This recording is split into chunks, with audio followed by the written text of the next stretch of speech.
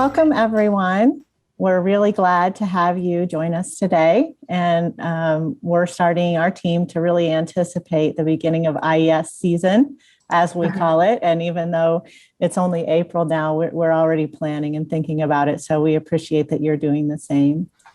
I'm going to take a moment and share my screen. And I'd like to thank Jonathan Carlson for helping me with questions that come up in the chat box. And also Jessica Namkung, who's agreed to come today to be our guest speaker and tell us about real experiences as an applicant and a successful applicant for IES. This is the first in a series of 4 sessions that we're planning to help you grow your research and be successful with IES funding. And I've put up here the dates of our additional workshops that we're having, and hope that you'll register for those as well. So today we're going to talk with Jessica first, Jessica Namkung, and then we'll be doing an overview of the IES competitions and talking a bit about next steps.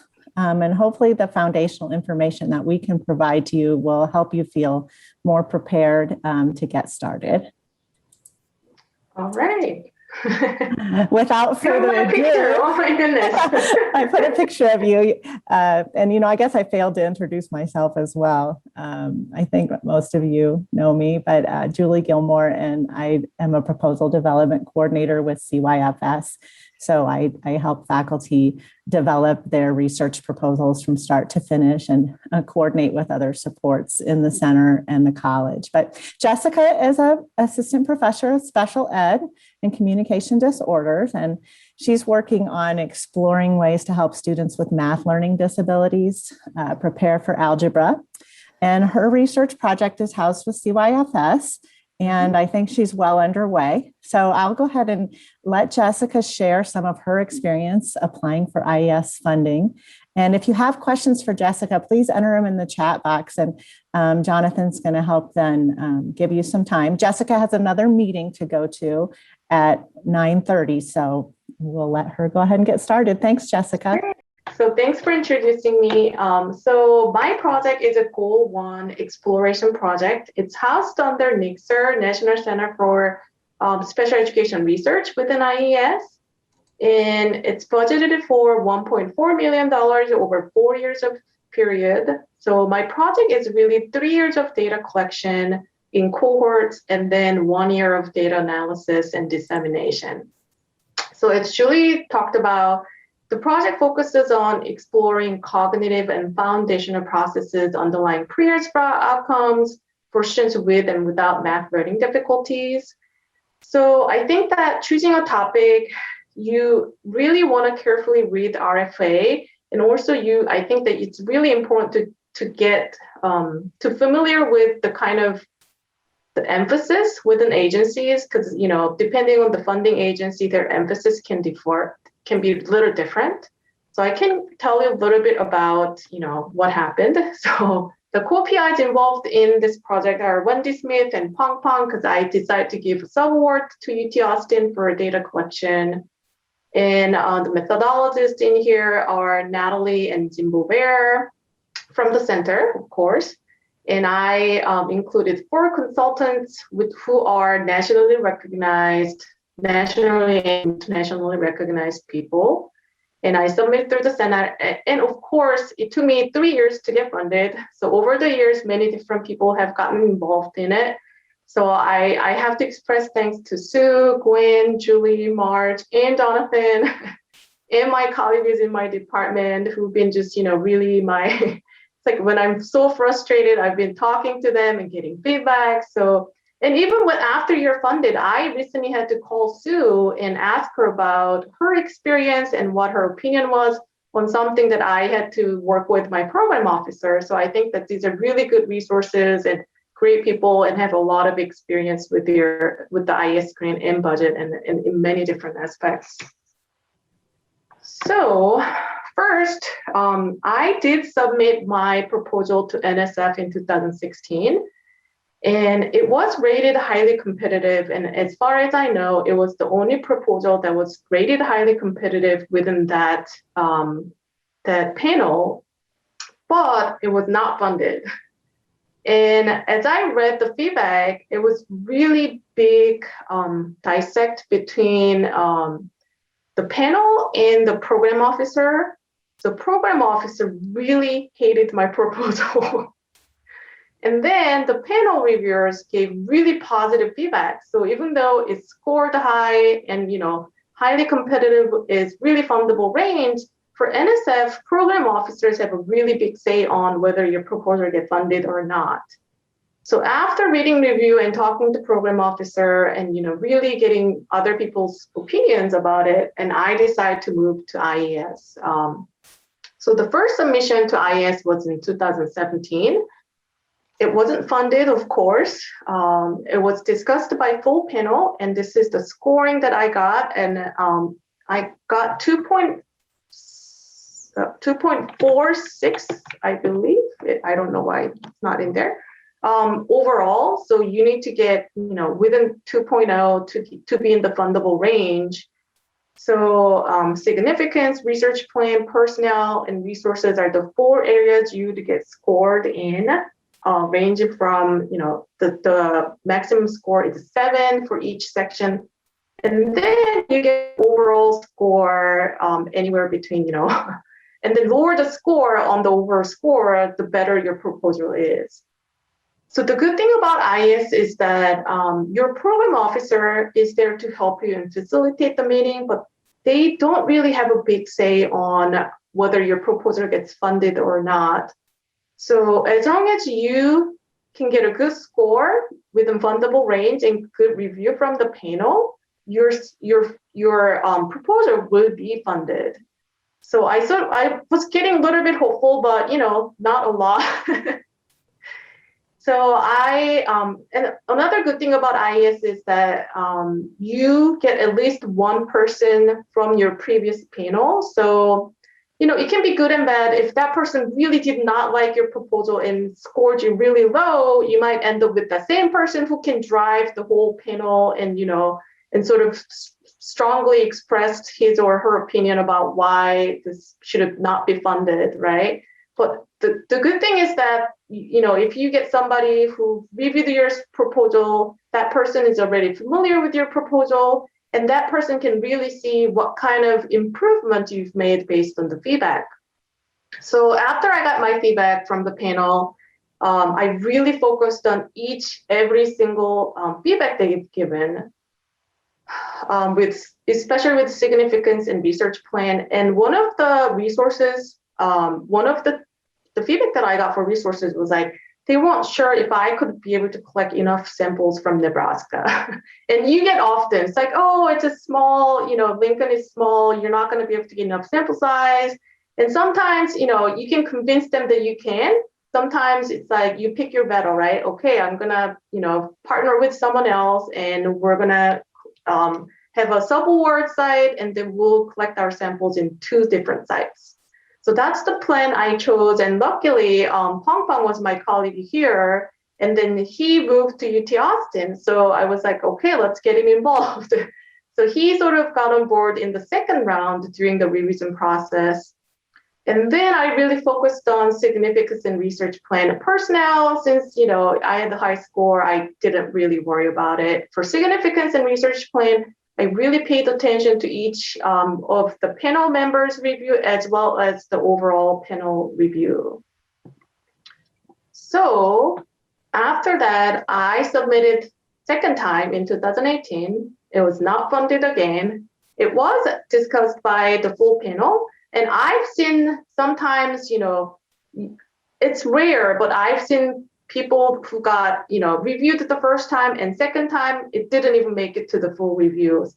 You know, if your proposal does not get a really enough score, it's triaged. So the panel will not even discuss the, you know, your proposal. So I've seen it go the other way in the second round. So I was thankful that it got reviewed and the score improved a little bit. It was like 0.2. still, it was moving in the right direction. So, I decided I'll give another try. And at this point, I think that you should be able to tell by reading the review from the panel and, getting overall review from the program officer. You can sort of tell whether this proposal is worth retrying or, whether it's like, oh, I don't know, right? So that you can look at your score, whether it's improving and the kinds of feedback you get and the feedback from program officers. So those are 3 different routes that I took in terms of deciding whether I should still go ahead and revise one more time for another submission. So you see that overall, like the score for each section it's different from the first round, but overall score improved. So, resources improved because I did give a subaward and 6 to 6.8, but personnel, I don't know why I didn't change anything other than adding another new co-PI and the subaward side, but it was dropped to 6.6. But there wasn't really much feedback about, other things other than the significance in research plan. So those are really the ones that I focused the second round again. So the problem with the significance in research plan was that one, if you are familiar with the goal system with IES grant, my goal one is exploration, and you're sort of looking at mediators and moderators and malleable factors that can impact whatever outcome you're looking at. So because I was looking at cognitive functions related to math learning difficulties, and which was a really big topic and big trend in special education research, however, there was also very heated discussion about whether cognitive functions like executive function, working memory, attention, and shifting, whether those things were malleable or not. So some panel members were very strongly opinionated with, oh, those are not malleable, you shouldn't even talk about those. Whereas the other half were, those are malleable, you can talk about it, we can really look at the contribution of those factors, and we can really talk about building interventions that are sort of compensating for the weaknesses in those cognitive functions. So it sounded like there was a little divide. And the program officer, after each review, I always talk to the program officer to kind of get more of the inside information. My program officer also told me that, there was heated discussion about whether, some of the factors that you're talking about were malleable or not malleable. That was why it really drove the significance part. And for research plan, I think that methodologists are really, really your weapons, your strength. So the parts that I didn't quite understand, I worked with Natalie a lot on this, so that she really helped me understand what the reviewers were asking for me to revise in terms of, analyzing data and structuring data collection, things like that. So those are the things that I really focused on in the second round. And then in the final round, finally, it was my third submission in 2019. It got funded, it scored 1.83. And, as you see, all of the scores improved, including the significance, personnel, resources, and research plan. So that was when I finally got funded. And even after that, the program officer will ask you to answer some questions that are raised by the panel. So at that point, it's really, I've heard that if you already got a score within 2 and you get additional queries, it's very not likely that you're not going to get funded. It's like they want to fund you, but they want to clarify things. So it's still very important that you are answering all of the questions that the program officer is going to send you. So there are like three or 4 questions the program officer specifically asked me. I provided answers to each of them. And then within like a month or so, I heard that it's going to get funded. Unfortunately, though, after it was funded, the pandemic happened. Because my project required data collection in schools, I had to put a pause. So now I'm going to start data collection this year, this fall 2021, and I'm hoping that we can get into schools.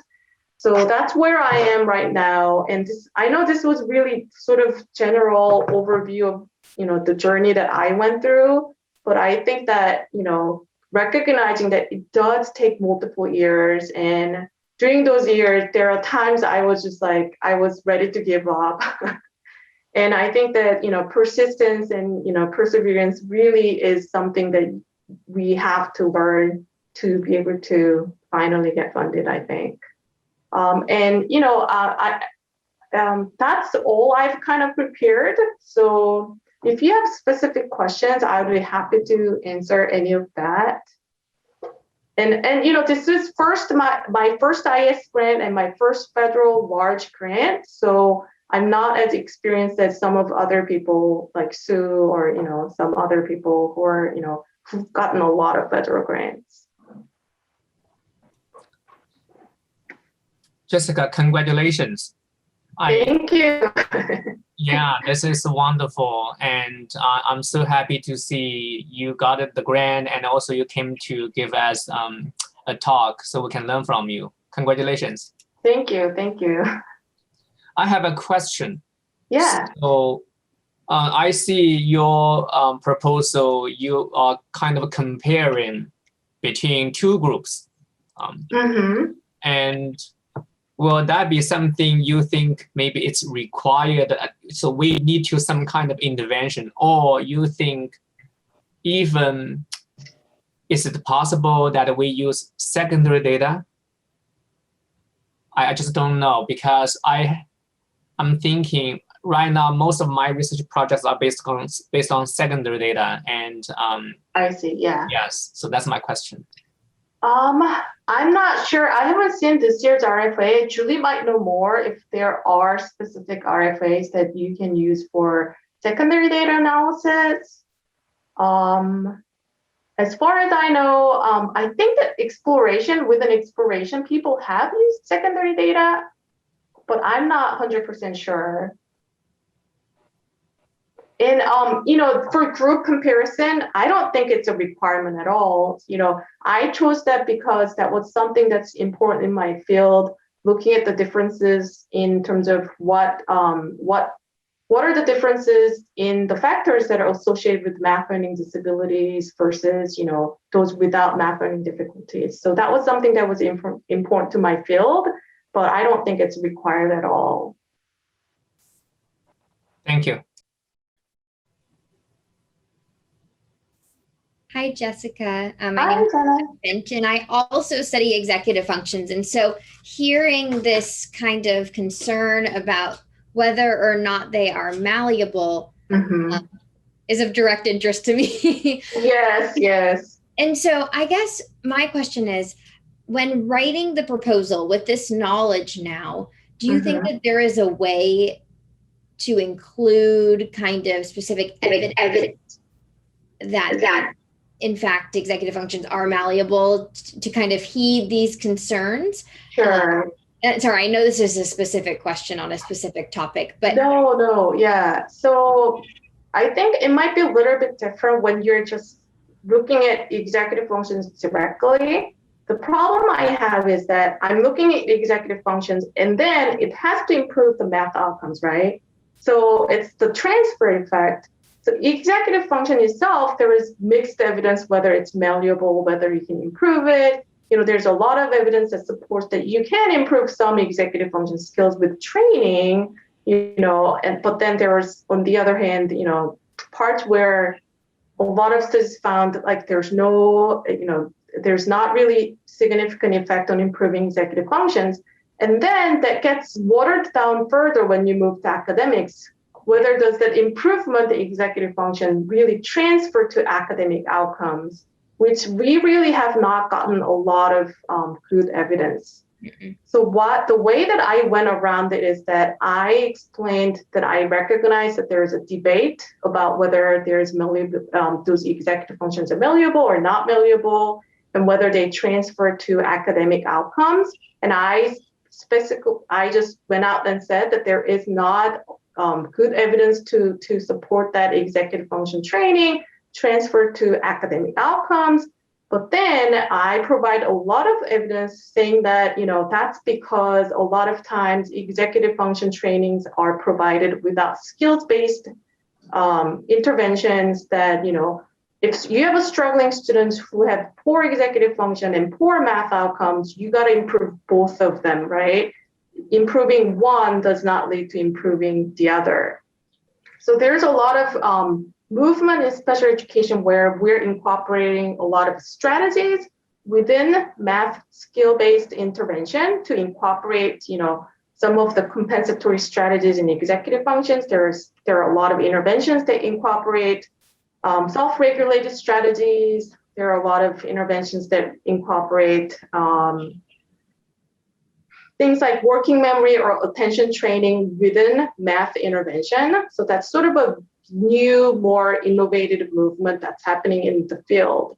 So I kind of provide a lot of evidence for that, and then directly said, I know that there is debate. I know this is the evidence, and these are other ways to look at how executive functions support math, and this is the way that I am using it in my proposal. So I guess if people are applying and they know that something might be kind of debated and controversial, it seems beneficial from your experience to acknowledge that up front in the proposal, whatever the topic is. So obviously what mine of interest is executive functions, but it could be something else. So to acknowledge that up front and then provide some evidence for why your specific project may be either helpful in resolving the debate or is related to other research that we have more information about or something like that. So just kind exactly. Yeah.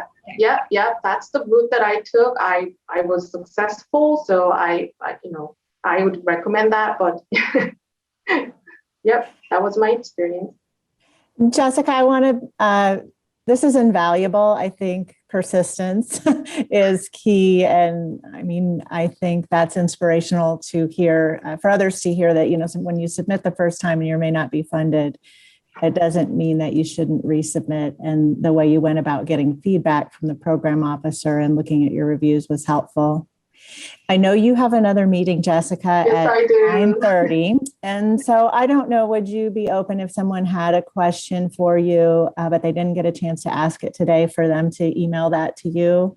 Oh, yeah, of course. Okay. I'll leave my email address in the chat box. There you go. So yeah, feel free to email me anything, and I'll share my experience. Yeah, thank you so much. All right, thank you. Yeah, and have a great day. Thanks All for right, the questions as Bye. well. I really appreciate her practical suggestions. So with my presentation in our remaining time, I just want to give you an overview. And same, if you don't have an opportunity today to ask your questions, please email them. That would be, my pleasure to answer your questions. And I know also Sue Sheridan very much wanted to be here today, and she wanted me to relay to you that she wanted to be here, but she had a personal situation that required her to travel. And so I know I won't hold a candle to Sue's review, but I'll do my best. So IES does a variety of work. They independently review what works in education. They do a lot of evaluation and data collection. Today, I'm going to focus primarily on the research programs that are funded through the National Center for Education Research, or NCER, and the National Center for Special Education Research, which I've heard referred to as NICSR. IES's research interests are really developing and identifying educational interventions. They're interested in what does not work as well, so that they can encourage innovation. They're understanding the processes that underlie effectiveness of education interventions. And they're also interested in developing measures of academic achievement and progress. So you may be sitting there wondering, should I apply? If you are interested in education settings, you're interested in improving student outcomes, sharing findings with practitioners, I think it's worth consideration of applying. IES grant funds are primarily used to cover research. It's not program support or provision of services. So the primary grant programs, and there are several, but these are the primary grant programs: education research grants and special education research grants. The overview of competitions I'm providing today is based on the RFAs that were released last year for fiscal year 2021. These primary grant programs seem to have remained relatively stable. And I mean, we expect these. Once in a while, IES will introduce a new competition. They always summarize the changes each year at the beginning of their RFAs, but these are the primary programs, and I think it would be worth reviewing these, even if you are interested possibly in applying for some of the others. With these A RFAs, you need to apply under a topic and a project type. So you'll pick a topic, which is basically the field you're working in, and a project type is the type of work that you will be doing. The research also has to be relevant to education in the United States and factors that are under the control of US education systems. So unfortunately, if you're interested in international research, this probably is not the funder for you to consider at this time, but we could help you try to find some other funding. So I talked about project types. IES focuses their research on a continuum of research, development, and evaluation. So project types are the same across the two research centers. So if you're applying for education research or special education research, both have this continuum of types of funding. So a measurement project supports developing and validating new or modified instruments that would be for use by educators or education researchers. So some of them are for instruments that are validated for specific populations, and then others are in developing new instruments. Exploration, that's the type of project that Jessica had, and you may have heard her say goal 1. IES used to call these different project types goal 1, goal 2, goal 3. So you'll hear people talk about that a lot, but now they've shifted to referring to them by these project type names. So exploration projects identify relationships between learner, educator, school, policy level characteristics, and education outcomes. So the goal from exploration projects is to point to other areas for further investigation by researchers and policymakers and practitioners. This is the one that is determining what works for whom and under what conditions. Development innovation projects are to develop and pilot test interventions for specific learner outcomes. So they usually will be expected to result in a fully developed version of an intervention with specifying all the procedures and materials that go along with implementing that intervention, having fidelity measures, evidence of usability and feasibility, so that it could support further pilot testing. So this is for promising interventions.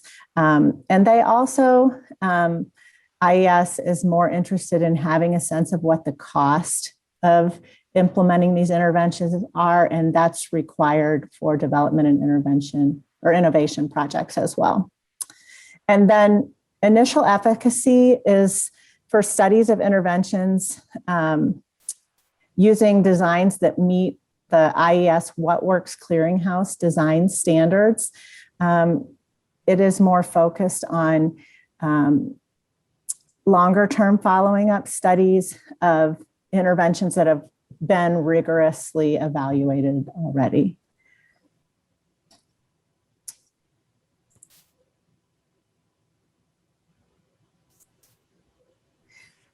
What I'm showing you here on this screen is a list of the topics that were in last year's competition from the Education Research Center and Special Education Research Center.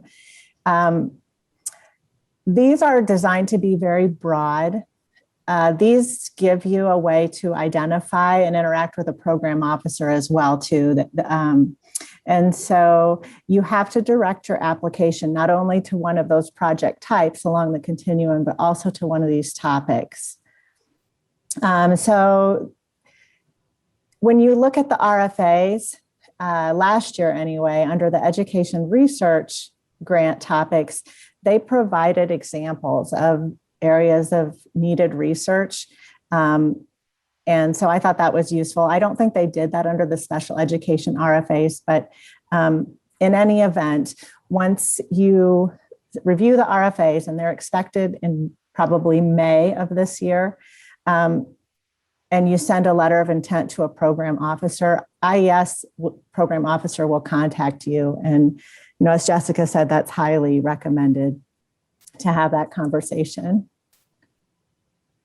So this is a list of the separate research and research training competitions that were offered last year. And again, I think they've been relatively stable over the time that I've been working with this, but there's also been changes each year. So I'm excited to see what competitions there are this year. So I'm going to briefly review these competitions.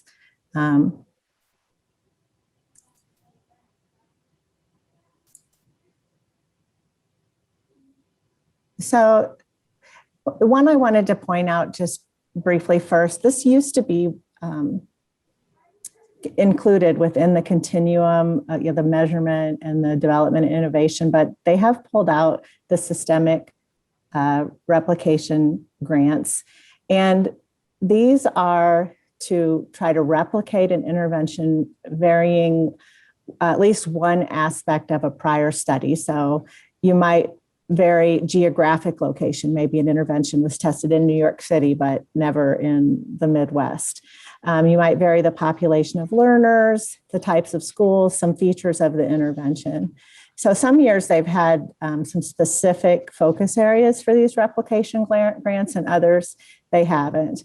In looking at the award amount for IES grants, the award amounts listed, I just want to point out that that is a combination of direct and indirect costs.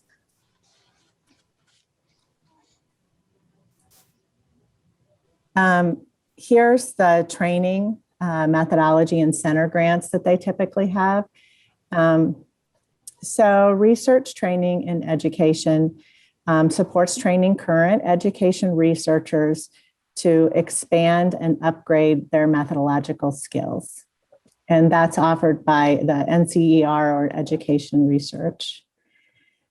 Research training and special education, there's two programs listed there.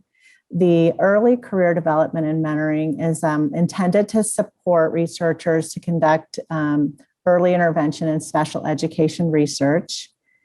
They define early career as an investigator that is within 3 years of receiving their PhD or postdoctoral training at the time that they apply. Methods training is for training current education researchers to maintain and enhance their research and data analysis skills in order to conduct rigorous and relevant researchers for learners with or at risk of disability. And then statistical and research methodology is to develop practical products and software to improve study designs, data analysis, or interpretation. And this is specifically to be designed for use by applied researchers.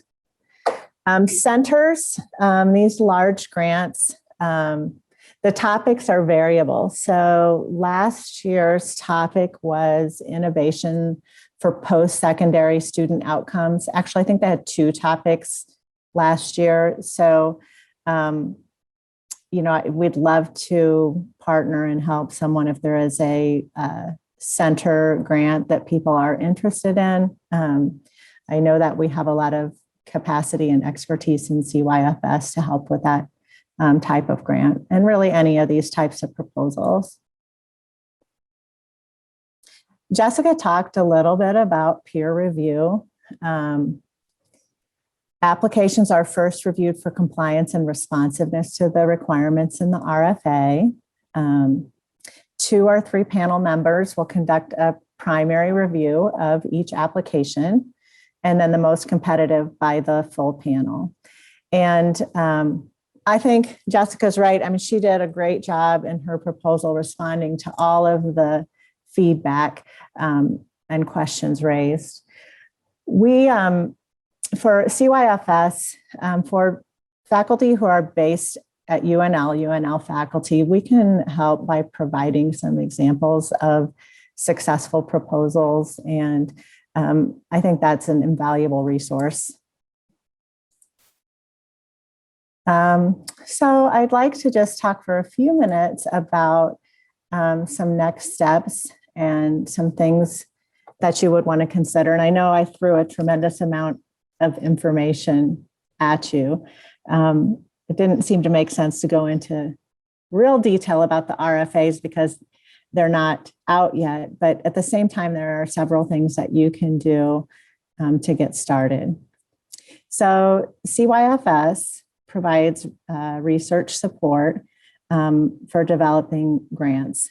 And I'm kind of a starting point. So if you think you might be interested in an IES proposal, you're not sure, I still would encourage you to get in touch. And we could even get some dates on the calendar for late May so that we can start crafting a timeline and talking about your interests. And you can start thinking about partners you might want to engage. A timeline is really helpful. It helps you, it helps us to ensure we can provide the best support. There's also opportunity to have external reviewers. This is a program of ORED, review your proposal. And if we can work out a timeline that allows that, you can get additional substantive expertise. So I just really encourage you to contact us. Also, IES has a website with general information that you could look at. And once you're on their website, you can navigate to the RFA page. If you're looking to see an example of the types of projects they've funded under different research topics or grant types, you can look at abstracts of funded research and get a sense of, does this look like something that I could work on? It'll also give you a good overview of what types of appendices and other narrative content requirements there are, give you an idea of what the review criteria is, what kinds of things are necessary for responsiveness. Last year, they added a dissemination plan as a required component and really emphasized that. So anyway, our RFAs are expected in late May. So far, they've had August deadlines. I guess the other thing as you review the RFAs is the different types of projects have different methodological requirements. So you could familiarize yourself with what types of methods might be required for the different types of projects. CYFS can help you to develop a concept paper or review your concept paper, which is a really nice tool to facilitate a conversation with program officers. And, even now with us all using Zoom, I think there's opportunities to share your screen and have discussions about, your study design with your program officer, not just looking at a one document. So yeah, we hope to work with you to create a plan. And then after creating a plan or the RFAs come out, you'll want to strategize your concept paper and your contact that program officer. So finally, I wanted to share with you some additional resources. And one is if you haven't already signed up for the IES Newsflash, I think it's pretty useful. It's an email alert system. It lets you know about all the new content that's posted on the IES website, including funding opportunities when they come available. They also share a lot of research, webinars, and blogs that give you a sense of the types of things that are of interest to them. IES, all their funding opportunities are announced in the Federal Register as well. We try to keep track of this pretty closely, so the instant that the notice inviting applications is released, we should send out an email to let you know. But then another area you may want to take a look at is the SEER principles, standards for excellence in education research. And it's something that under the new director of IES, they've placed more attention to. And so when you develop an application, you're asked to comply with these standards and articulate those in your research plan. So let's see. And then the common guidelines for education research, you may be aware of those, but those were jointly developed by IES and NSF to come up with some standard descriptions of what the different types of research are. Sort of aligns with the different project types that I described earlier. So I'm glad we do have some time for questions. So I'm going to go ahead and stop sharing my screen. And if anybody does have questions, I would be glad to do my best to try to answer. Hey, Julie, thank you for this. I'm thinking about the replication grant, because the grant that my co-PI and I submitted, it's based on a very classic experiment in Chicago. Yeah. So we are thinking about maybe we can replicate in multiple sites. So will that be possible? Like maybe one place in Nebraska, the other place in my co-PI city, like Salt Lake City, and maybe some other place. Will that be possible? Well, I think, I don't know if Gwen's on the call or not. I think that the Insights project is a replication study. I mean, I think it sounds like it would be possible if it's aligned with the interests that they have this year. So I think what you would probably want to do is identify a program officer that is has relevant interests that this would be in their portfolio, and develop like a one-page document and email it to them and see if they'd be willing to discuss it with you. And then also we could look more closely at the replication RFAs from last year and talk about your project and see how well it aligns with the types of things they were looking for last year. Okay, good. Thank you. I mean, as far as the multiple sites, I guess I don't really know. I think that'd be a better question for the program officer. And also we probably need to look at the different things that you wanted to vary with your study.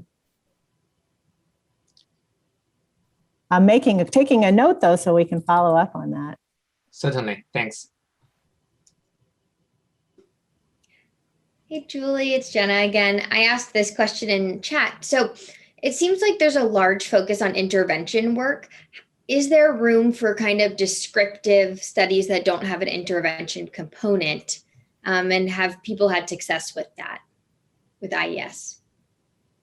Well, I think, and I invite anybody else who has experience with IES to join in, but I think the exploration projects would be most aligned with what you're talking about, where you're trying to identify what are the factors that make a difference, the mediators and modifiers, and just really gather more information about the different populations of learners and what might work for them. So, to me, as I read the descriptions of the different project types, I would think yes, but I do think they seem to be focused on ultimately developing interventions that can work for different students or not work, so that they know what does and doesn't work.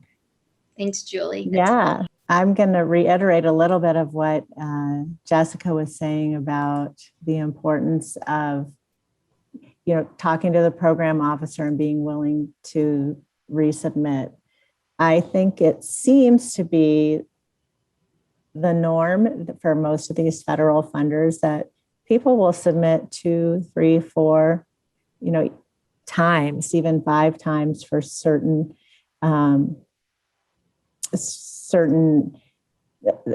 competitions. And, talking to the program officer makes a huge difference.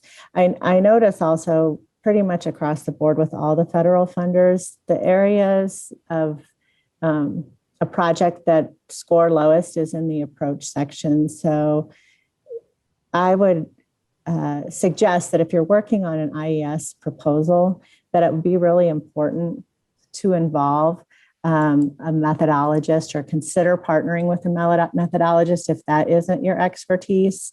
Within CYFS, we have several methodologists with lots of expertise and experience in IES. So you may want to get in touch with Lori Wheeler, a co-director of our research center, to sort of strategize your design. IES applications really require you to have a really strong theory of change and a lot of methodological detail. The IES proposals, they're about, I want to say 25 pages. So they're a pretty longer proposal, and then they require several appendices like data management plan and the dissemination plan. I think it would be well worth your time to get in touch. Once you know what the RFAs are, you're talking about a study, a concept designed to partner with a methodologist. I mean, another thing that was a challenge this past year with COVID was, getting letters of supports from schools. And historically, IES has really wanted to see, they actually call them letters of commitment. So thinking about who your school partners might be, I think is really relevant right now. I know it's difficult to get in touch with people, but I think having those letters of support, if we're in a position to do that, would be important.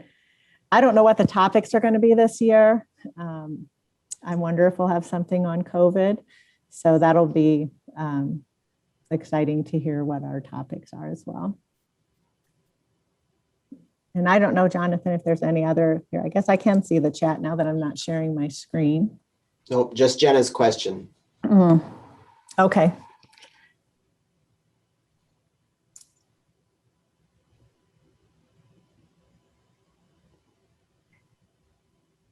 Does anybody else have any other thoughts, questions? What other information, I guess a question I might ask you is, would be helpful for us to provide for you? I know our next session is going to feature Jonathan talking about IES budgets. And then we have some other sessions that will help you develop a successful application. But is there any general areas that you could find helpful? I think it would be helpful to send out a timeline that has worked for people. One thing that I've heard is that time between end of May and August is just not long enough. And so, kind of a suggested timeline of what, Ollie, sorry, my dog is growling at dogs that get to walk right now instead of listening to Zoom calls.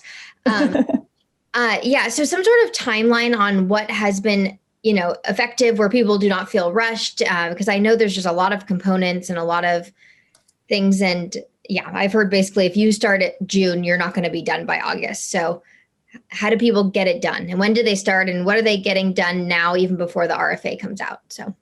Okay. Yeah, that's a great suggestion.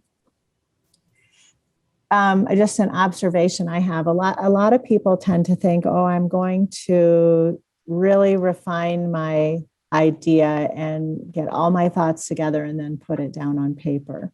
And once I can think through everything and get it on paper, it'll be ready to go. But an observation I have is it seems like through the process of writing and having your drafts and sharing those with your collaborators or CYFS reviewing them, it's almost like that process of having different iterations of your draft makes a real difference. So I think most people who've been successful with their grants will build into their timeline opportunities to have several drafts versus I'm going to get everything figured out and then write.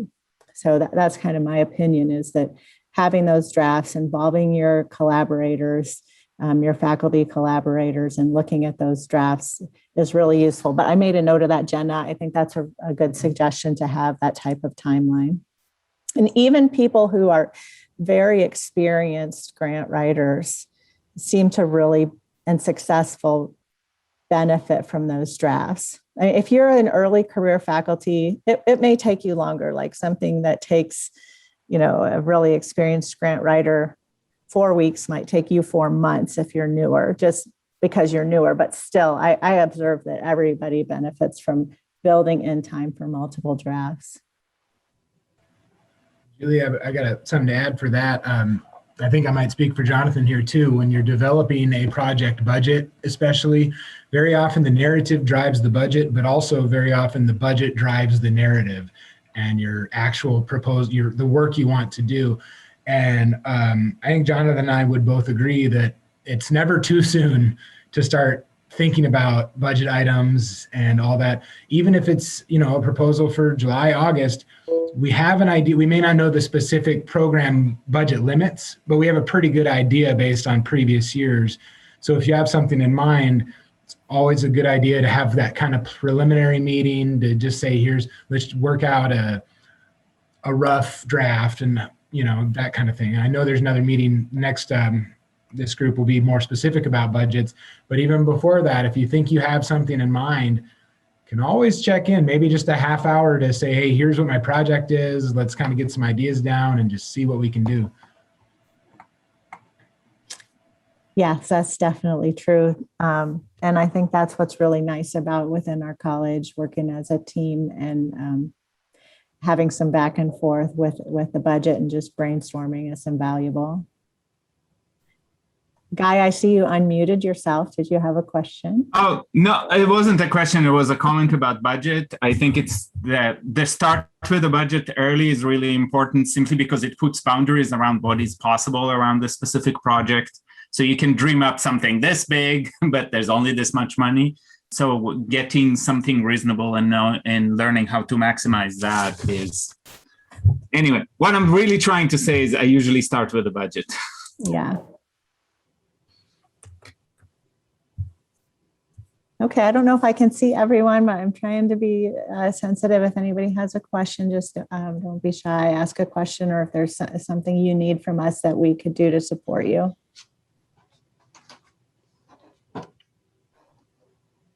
Okay, everyone's ready to go forth and investigate these RFAs. If you did have a question, you didn't want to ask today, please get in touch with any of us, a grant specialists in the college or within CYFS, our methodology team. And, I guess one other thing is we do have an excellent communications team as well, who can do all kinds of creative things with designing project websites to support dissemination, to help you with recruitment plans, social media plans, infographics, developing resources to make your work more applicable for practitioners. So even if you want to learn more about those services or you have an idea for what's possible, we can show you some example project websites.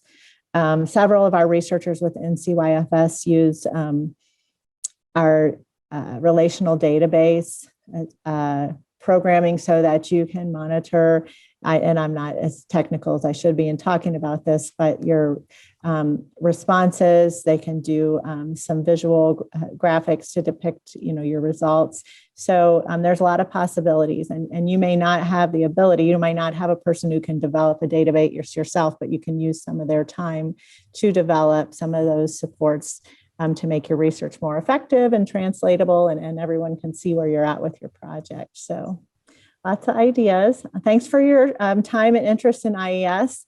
And we're just really glad to help you develop a proposal and talk more about your ideas when you're ready. So everybody have a great day. Thanks for coming.